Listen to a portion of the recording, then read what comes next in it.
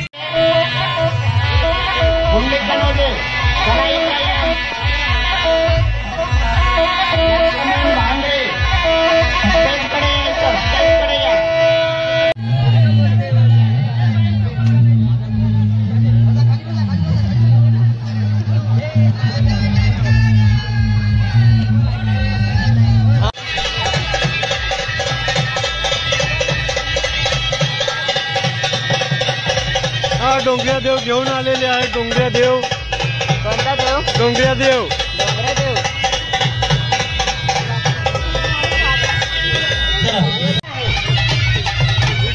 आणि ही कला आपल्याला चालू ठेवायची आहे, आपल्या लहान मुलांना दाखवायची आहे।